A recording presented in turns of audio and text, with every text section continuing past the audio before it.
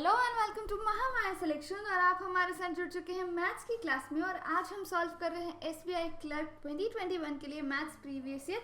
और आज है हमारा सेट 7। सो चलिए देखते हैं कि आज हमारे पास क्या क्या क्वेश्चंस है। आज जो हमारे पास फर्स्ट क्वेश्चन है इस सेट में, ये अप्रोक्सीमेशन का है। अप्रोक्सीमेशन के सवाल करीब 5 सवाल होते हैं जो पेपर में होते हैं। अप्रोक्सीमेशन, सिंप्लीफिकेशन या क्वाड्रेटिक इक्वेशन, इनमें से किसी भी टॉपिक से 5 सवाल पूछे जा सकते हैं पेपर में। और ये काफ़ी स्कोरिंग और लेस टाइम कंज्यूमिंग होता है। सो चलिए देखते हैं कि क्वेश्चन क्या है। क्वेश्चन है 98/3% of 769.002 plus 24% of 160.89 minus 67.9900 is equal to what. तो हम क्या करेंगे, चूंकि ये अप्रॉक्सीमेशन है तो हमें एग्जैक्ट वैल्यू तो निकालनी नहीं है, हमें अप्रॉक्सीमेट वैल्यू निकालनी है। तो हम इन सारी वैल्यूज जो डेसिमल्स में है उन्हें क्या करेंगे, राउंड ऑफ करेंगे अप्रॉक्सीमेट वैल्यू में। सो सबसे पहले हमारे पास क्या है 98/3। अब ये 98/3% में है तो हम इस 98 को क्या लिख सकते हैं, इस 98 को हम 100 लिख सकते हैं। 100/3% ऑफ है 769.002 है तो हम इसे 769 ही लिखेंगे। प्लस हमारे पास क्या है 24% ऑफ 160.89। 24 तो सही है, ये कोई अप्रॉक्सीमेट वैल्यू यहाँ नहीं लिखनी। 24% ऑफ एंड 160.89। अब ये 89 है यहाँ पे तो हम इसे क्या लिखेंगे 161 लिखेंगे। माइनस हमारे पास है 67.9900। सो ये अप्रॉक्सीमेट वैल्यू क्या हो जाएगी, ये 68 हो जाएगा। चलिए अब यहाँ पे क्या है 100/3%। हमें पता है कि 100/3% जो होता है ये क्या होगा, कितना होगा 33% होगा। ये हमारा 33% होगा। और 33% की फ्रैक्शन में वैल्यू कितनी होती है, ये फ्रैक्शन में वैल्यू होती है 1/3। सो हम यहाँ पे इसकी जगह 1/3 लिख सकते हैं इंटू 769 प्लस 24/100 इंटू 161 माइनस 68। सो ये वैल्यूज़ हमें कैलकुलेट करनी है। 1/3 इंटू 769 की जो हमारे पास वैल्यू आएगी वो क्या आएगी 254.77 प्लस यहाँ पे 24/100 इंटू 161 की जो वैल्यू निकल के आएगी वो होगी 38.64 माइनस 68। अब यहाँ पे भी जो दोनों वैल्यूज़ हमें मिली हैं ये क्या है, ये डेसिमल में है, यानी कि एक्यूरेट वैल्यू है। अप्रॉक्सीमेट वैल्यू इसके लिए हमें लिखनी है। सो 254.77 हमारा क्या हो जाएगा, ये हमारा 255 प्लस और ये 38.64 हमारा क्या हो जाएगा 39 माइनस 68। सो ये वैल्यू हमारे पास क्या चली आती है बनके 255 प्लस 39 हमारे पास हो जाएगा 294 और माइनस करना है हमें 68। सो वैल्यू हमारे पास क्या आ जाएगी 226 जो कि हमारा करेक्ट आंसर होगा। सो हमारा करेक्ट आंसर क्या होगा, ऑप्शन 4 हमारा करेक्ट आंसर होगा 226। चलिए अब आगे बढ़ते हैं नेक्स्ट क्वेश्चन की तरफ। नेक्स्ट क्वेश्चन भी जो हमारे पास है ये अप्रॉक्सीमेशन का है। सो यहाँ पे क्या करना है, यहाँ पे डिवीजन करना है हमें। सो फर्स्ट वैल्यू क्या है यहाँ पे 794.89। सो इसे हम क्या लिख सकते हैं, इसे हम 795 लिख सकते हैं बाय 15.001। सो इसे हम क्या लिखेंगे 15 ही रहने देंगे। प्लस 767.99। सो चूंकि यहाँ 99 है तो हम इसे क्या लिखेंगे 768 डिवाइडेड बाय 12.001 यानी कि सिर्फ 12 माइनस 1273.012 यानी कि 1273.012 है तो हम इसे क्या लिखेंगे 1273 डिवाइडेड बाय 18.9 है। सो हम इसे 19 कर देंगे। तो ये हमारे पास वैल्यू निकल के आ रही है और इसका अब हमें सिंप्लीफिकेशन करना है। सो 795 जो है वो 15 से कितने बार में 53 टाइम्स में डिविजिबल है। और 768 ये 6 टाइम्स में और 4 टाइम्स में यानी कि 64 टाइम्स में। माइनस 1273 19 से 67 टाइम्स में डिविजिबल है। सो ये क्या होगा यहाँ 67। सो वैल्यू यहाँ क्या निकल के आएगी 117 माइनस 67 यानी कि 50। सो हमारी यहाँ पे क्या वैल्यू निकल के आ रही है 50। चलिए ऑप्शंस को चेक करते हैं। ऑप्शंस में 50 हमारा थर्ड ऑप्शन है, इसलिए हमारा करेक्ट आंसर क्या होगा 50 ऑप्शन 3। चलिए आगे बढ़ते हैं नेक्स्ट क्वेश्चन की तरफ। नेक्स्ट क्वेश्चन जो हमारे पास है ये देखिए यहाँ क्या है, ये भी अप्रॉक्सीमेशन का ही क्वेश्चन है 39.012। सो इसे हम क्या लिखेंगे 39.0 0 1 2 है तो हम इसे 39 ही रहने देंगे, इंटू 14.98 है तो हम इसे 15 लिखेंगे, माइनस 28.013 है, इसे 28 ही रहने देंगे, इंटू 9.999 हमारा 10 हो जाएगा, that is equal to 20 plus ये क्वेश्चन मार्क है, इसे हम x लिख लेते हैं, इंटू 5.23 है, यहाँ हमारे पास 5.23 है, इसे हम केवल और केवल 5 लिखेंगे। चलिए इसको सॉल्व करते हैं आगे। सो 39 इंटू 15 हमारा क्या हो जाएगा, ये हो जाएगा 585 माइनस 280 इज इक्वल टू, यहाँ पे अगर इसे हम सिंप्लीफाई करेंगे तो ये हमारा 100 प्लस 5x, यानी कि अब यहाँ पे क्या बच गया हमारे पास 305, that is equal to 100 plus 5x, और 5x की वैल्यू क्या बच जाएगी हमारे पास 205, ये हमारा इधर आएगा तो हमारे पास 205 बच जाएगा, और x की वैल्यू हमारे पास क्या बच जाएगी 205/5 यानी कि 41। सो x की वैल्यू यानी कि क्वेश्चन मार्क की वैल्यू हमारे पास क्या निकल के आ रही है 41, यानी कि हमारा करेक्ट आंसर क्या होगा ऑप्शन 3 41। चलिए अब आगे बढ़ते हैं नेक्स्ट क्वेश्चन की तरफ। नेक्स्ट क्वेश्चन है हमारे पास सीरीज काफ़ी इंपॉर्टेंट है, एसबीआई क्लर्क के लिए सीरीज पूछी जाती है पेपर में। तो चलिए देखते हैं कि हमारे पास फर्स्ट सीरीज में क्या क्या है। हमारे पास फर्स्ट सीरीज काफ़ी छोटे नंबर्स हैं शुरुआत में, यहाँ पे क्या है 1 2 3 10 क्वेश्चन मार्क एंड 9802। सो शुरू में काफ़ी छोटे छोटे नंबर्स हैं, तो यहाँ पे ऐसा लग रहा है जैसे कि डिफरेंस होगा, लेकिन 1 2 3 10 question mark and then again काफ़ी बड़ा नंबर आ रहा है ये 9802, ये काफ़ी बड़ा नंबर आ रहा है 9802। इसे मल्टीप्लिकेशन भी अगर हम करें तो शायद ऐसा कुछ हमें लॉजिक लग नहीं रहा है, यहाँ पे मल्टीप्लिकेशन भी नहीं होगा, क्योंकि अगर मल्टीप्लिकेशन होगा तो आगे के नंबरों में भी होगा, और आगे के नंबरों में इतना डिफरेंस नहीं है कि हम मल्टीप्लिकेशन का लॉजिक लगा सके। यहाँ पे हो सकता है कि कोई स्क्वायर या क्यूब का लॉजिक लग रहा हो। चलिए देखते हैं 1 से 2 हम कैसे बनाएंगे। अगर हम डिफरेंस और मल्टीप्लिकेशन को छोड़ दें तो 1 से 2 हम कैसे बना सकते हैं। हम क्या करेंगे कि हमारे पास 1 का स्क्वायर प्लस 1 ये क्या होगा 2, एंड देन हम क्या करेंगे कि 2 का स्क्वायर जो कि 4 हुआ, 4 माइनस 1 अगर हम कर दें तो हमारे पास क्या होगा 3 होगा। देन अगर हम 3 का स्क्वायर करें यानी कि 9, और 9 में हम अगर प्लस 1 ऐड कर दें तो हमारे पास क्या होगा 10। यानी कि अब हमें कुछ कुछ लॉजिक समझ में आ रहा है। फर्स्ट स्टेप में हमें क्या करना है कि नंबर का स्क्वायर करना है और उसमें 1 ऐड करना है। सेकंड स्टेप में भी नंबर का स्क्वायर करना है लेकिन उसमें माइनस करना है, यहाँ माइनस करना है। थर्ड स्टेप में अगेन हमें क्या करना है प्लस करना है, यानी कि जो हमारा फोर्थ स्टेप होगा उसमें हम माइनस करेंगे, यानी कि हमारे पास क्या है 10 का स्क्वायर माइनस 1। सो 10 का स्क्वायर हमारा 100 हो गया एंड माइनस 1 यानी कि 99। सो अब इसको चेक कर लेते हैं एक बार कि क्या ये हमारा लॉजिक सही लग रहा है। सो यहाँ वाले स्टेप में क्या होगा 99 का स्क्वायर प्लस 1। सो 99 का स्क्वायर हमारा कितना होता है, ये होता है 9801, और अब हमें प्लस 1 करना है यानी 9802। सो ये हमारा बिल्कुल सही जा रहा है, लॉजिक यही लगा है, यहाँ पे भी 9802 है, यानी कि जो हमारा करेक्ट आंसर होगा वो क्या होगा, वो होगा 99, यानी कि हमारा ऑप्शन ए 99 बिल्कुल सही आंसर होगा।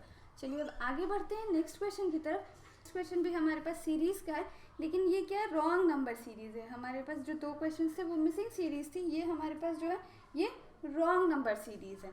सो चलिए देखते हैं यहाँ पे क्या है 3 है 8 है 15 है 24 है 34 है 48 है और 63 है। हमारे पास 3 है 8 है 15 है 24 है 34 है 48 है एंड 63 है। सो नंबर्स देखकर हमें लग रहा है कि यहाँ पे मल्टीप्लिकेशन का लॉजिक तो नहीं लगेगा, क्योंकि डिफरेंस बहुत ज़्यादा का नहीं है। चलिए देखते हैं क्या हो सकता है यहाँ पे। डिफरेंस अगर लगाते हैं पहले, ये रॉन्ग नंबर सीरीज है, यानी कि कोई एक नंबर इनमें से रॉन्ग है जो गलती से यहाँ पे आ गया। चलिए यहाँ पे क्या होगा 3 8 का डिफरेंस 5। जब कुछ भी ना समझ में आए तो हमें क्या करना है कि हमें डिफरेंस लेना है। 8 और 5 का डिफरेंस हमारे पास 7, 15 और 24 का डिफरेंस हमारे पास कितना है 9, 24 और 34 का डिफरेंस हमारे पास कितना है 10, 34 और 48 का डिफरेंस हमारे पास कितना है 14, और 48 और 63 का डिफरेंस हमारे पास कितना है 15। सो यहाँ पे क्या हो रहा है कि 5 7 9 है 10 है 14 है और 15 है। शुरू के नंबर्स को हम देखें तो यहाँ पे क्या है ये सारे ऑड नंबर्स हैं, 5 है हमारे पास, 7 है हमारे पास, 9 है, ऑड नंबर्स हैं। लेकिन आगे में आके यहाँ पे 2 हमारे पास इवन नंबर्स आ जा रहे हैं और अगेन यहाँ पे भी हमारे पास ऑड नंबर है। सो हमें लग रहा है कि इतने सारे यहाँ ऑड नंबर्स हैं, लेकिन ये भी ऑड है और ये भी ऑड है हमारा। सो जो मिस्टेक हो सकती है वो यहाँ इन दोनों डिजिट्स के बीच में हो सकती है, यानी कि हमारा जो रॉन्ग नंबर होगा वो क्या होगा, वो हमारा 34 होगा, ये हमारा रॉन्ग नंबर होगा। यहाँ पे तो सीरीज़ क्या बननी चाहिए, 5 है, 7 है, 9 है, तो यहाँ 10 की जगह क्या बनना चाहिए, 11 बनना चाहिए और यहाँ 13 बनना चाहिए, तब जाके ये सीरीज़ सही होगी। लेकिन हमारे पास यहाँ पे क्या था, 10 था और 13 था। सो यहाँ पे अगर 35 होता तो ये हमारे पास क्या होता, ये हमारे पास डिफरेंस 11 होता और ये डिफरेंस हमारे पास 13 का होता, तो ये सीरीज़ सही होती। यानी कि हमारा जो रॉन्ग नंबर है वो क्या है, हमारा रॉन्ग नंबर 34 है, यानी कि हमारा जो करेक्ट आंसर होगा वो क्या होगा, ऑप्शन सी 34। चलिए अब आगे बढ़ते हैं नेक्स्ट क्वेश्चन की तरफ।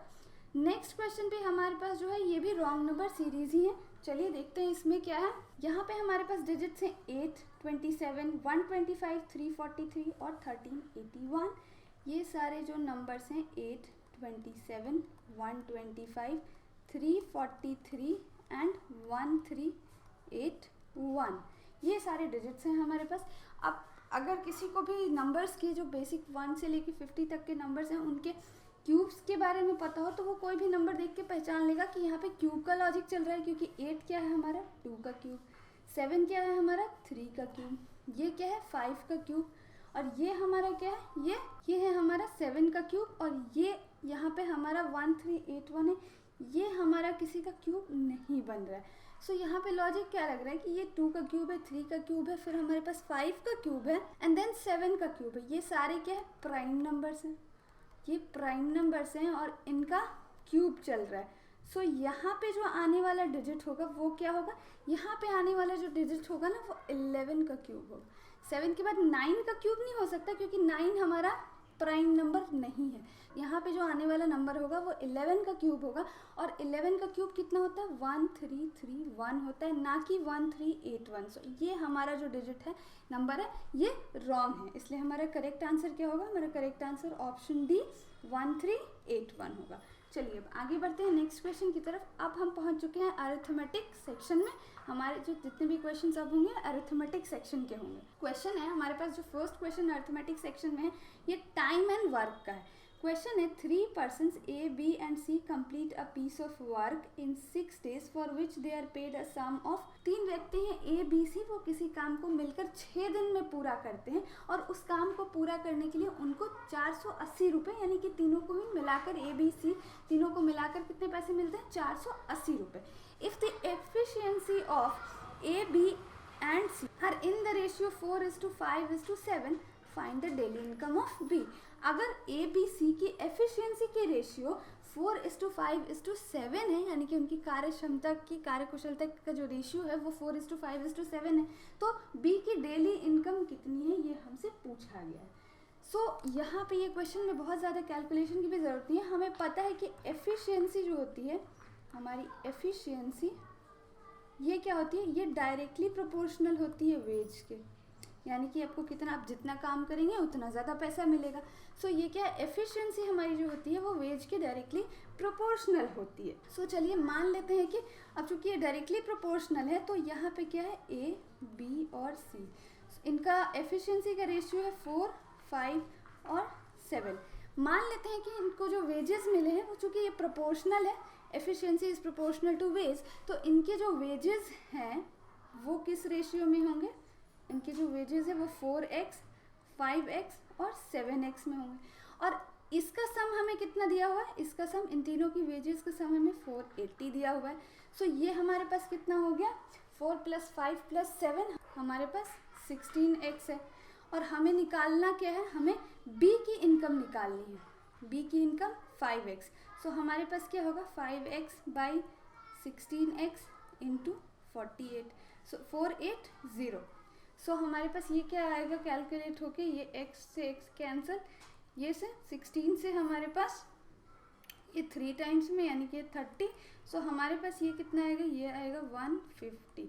सो B की इनकम क्या है, B की इनकम 50 रुपीज़ है। सो हमारा करेक्ट आंसर ऑप्शन सी 150। ऐसे क्वेश्चंस को सॉल्व करते वक्त हमें क्या देखना है कि एफिशिएंसी जो है वो वेज के डायरेक्टली प्रोपोर्शनल होती है।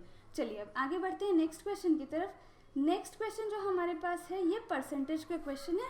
क्वेश्चन है fresh sugarcane contains 84% water and dried sugarcane contains 28% water. How many kilograms of dried sugarcane can be obtained from 90 kg of fresh sugarcane?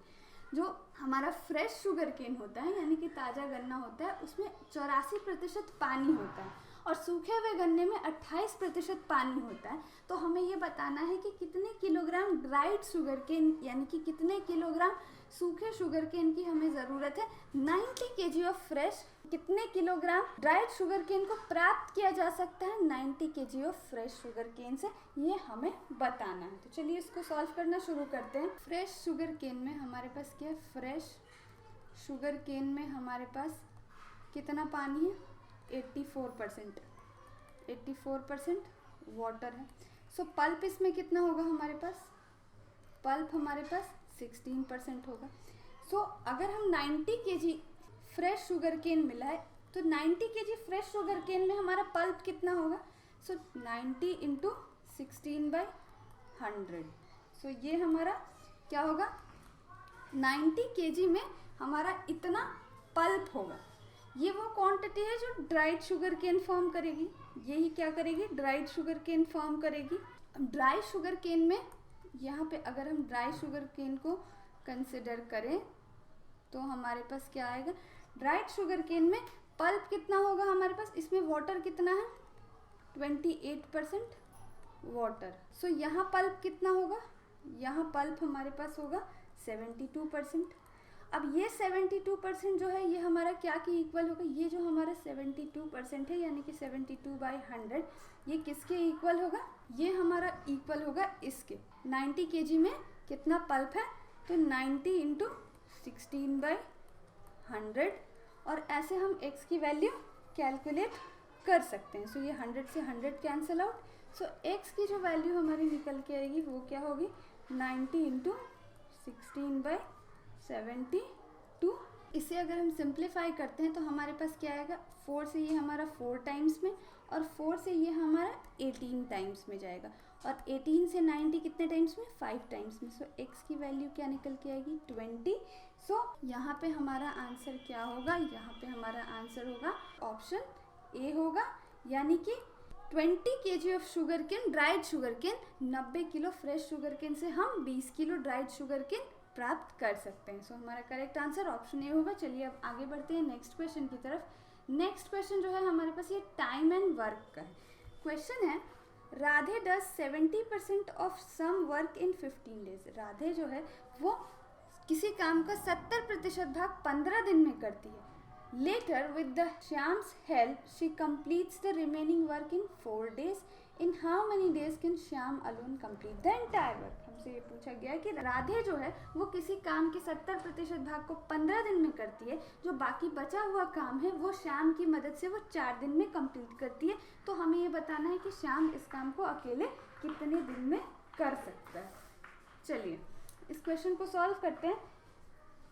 मान लेते हैं कि टोटल हमारा काम है वो कितना है 150 है, टोटल वर्क हमारा कितना है 150 है। 150 हमने क्यों लिया, ताकि कैलकुलेशन हमारा इजी हो सके। राधे कितना काम करती है, हमारे पास है राधे जो कि 70% काम करती है। 150 का 70% हमारे पास कितना होगा, 150 का 70% होगा 105। कितने दिनों में करती है, ये 15 डेज में करती है। 105 वर्क वो 15 डेज में करती है। सो वो पर डे कितना काम करेगी राधे, पर डे कितना काम करेगी, ये पर डे 105/15 यानी कि 7 यूनिट काम, 7 वर्क वो रोज़ करेगी। सो राधे जो है वो एक दिन में कितना काम करती है, 7 काम करती है। राधे ने क्या किया कि 70% काम उसने कर लिया है। बाकी बचा हुआ काम कौन करता है, बाकी बचा हुआ काम जो है वो श्याम और राधे मिलकर करते हैं। तो अभी काम कितना बच गया हमारे पास, क्या होगा वर्क लेफ्ट। कितना काम टोटल था 150, कितना काम किया गया 105, सो हमारे पास काम कितना बच गया 45 वर्क हमारे पास अभी रिमेनिंग है जिसे श्याम और राधे मिलकर आगे करेंगे। सो चलिए कितने दिनों में करते हैं, वो 4 दिनों में करते हैं, श्याम और राधे मिलकर 4 दिनों में करते हैं। सो 45 हमारा काम कैसे पूरा होगा, 45 एक तो ये 4 दिन में पूरा हो रहा है और एक दिन में राधे कितना काम करती है 7 काम करती है। और मान लेते हैं कि श्याम जो है वो एक दिन में काम कितना करता है x काम करता है। सो अब ये काम हमारा पूरा होगा। इसे जब हम आगे सिंप्लीफाई करेंगे तो हमारे पास क्या वैल्यू निकल के आएगी, यहाँ होगा 28 + 4x = 45, यानी कि x की जो हमारी वैल्यू आएगी वो क्या आएगी 4x हमारा क्या हो जाएगा, 4x हमारा हो जाएगा 17 और x की वैल्यू आएगी 17/4 यानी कि ये 4.25। सो x की वैल्यू कितनी है 4.25। और अब हमें बताना क्या है कि श्याम इस काम को अकेले कितने दिनों में कर सकता है। तो टोटल काम हमारा कितना था 150 और एक दिन में वो कितना काम करता है 4.25। सो ये वैल्यू हमारे पास क्या निकल के आएगी, ये वैल्यू हमारे पास निकल के आएगी 35.29, यानी कि हमारी जो अप्रॉक्सीमेट वैल्यू होगी वो 35.3 डेज होगी। सो हमारा करेक्ट आंसर क्या होगा, ऑप्शन सी 35.3 डेज हमारा करेक्ट आंसर होगा। चलिए अब आगे बढ़ते हैं नेक्स्ट क्वेश्चन की तरफ। नेक्स्ट क्वेश्चन जो हमारे पास है ये अगेन परसेंटेज का डिस्काउंट का क्वेश्चन है। क्वेश्चन है applied to a bill for ₹1 lakh the difference between a discount of 40% and 2 successive discounts of 36% and 4% is.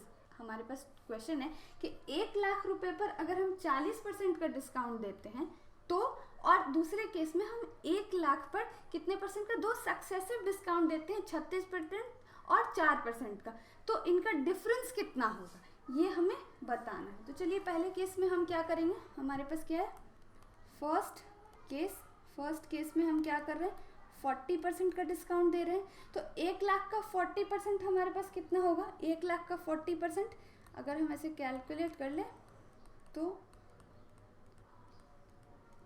1 lakh का 40% हमारे पास 40,000 होगा।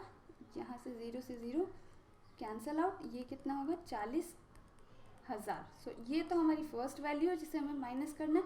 सेकेंड केस में हम क्या करते हैं कि 2 सक्सेसिव डिस्काउंट देते हैं। पहला डिस्काउंट हमने कितने का दिया 36% का, दूसरा डिस्काउंट हमने 4% का दिया। तो अब सक्सेसिव डिस्काउंट के लिए हम क्या फॉर्मूला 36% और 4% का सक्सेसिव डिस्काउंट निकालने के लिए हम क्या फॉर्मूला यूज़ करते हैं, हम यूज़ करते हैं a + b - a × b / 100। सो इस केस में हम क्या करेंगे 36 + 4 - 36 × 4 / 100 यानी कि 40 - 144 / 100 यानी कि 40 - 1.44 यानी कि 38.56। अब 1 लाख का 38.56 हमें वैल्यू कैलकुलेट करनी है बाई 100 × 1 लाख। सो ये वैल्यू हमारे पास क्या कैलकुलेट होके आती है, ये वैल्यू हमारे पास बन के आती है 38,560। ये हमारी दूसरी वैल्यू है और इन्हीं का तो डिफरेंस हमें निकालना है। सो 40,000 माइनस 38,560 हमारे पास कितना होगा, इनका डिफरेंस होगा 1440। हमने यहाँ क्या निकाला है, डिफरेंस हमसे पूछा गया। सो यहाँ पे क्या होगा 1440 हमारा करेक्ट आंसर होगा, यानी कि हमारा जो ऑप्शन बी है ₹1440 ये हमारा करेक्ट आंसर होगा। सो आज के सेशन में बस इतना ही। उम्मीद है कि आपको ये सारे क्वेश्चंस अच्छे लगे होंगे और आपने इन पे प्रैक्टिस की होगी। ऐसे ही और वीडियोस को देखते रहने के लिए महामाया सिलेक्शन को सब्सक्राइब कर लें और इस वीडियो को लाइक करना और अपने फ्रेंड्स के साथ शेयर करना ना भूलें। Thank you for watching.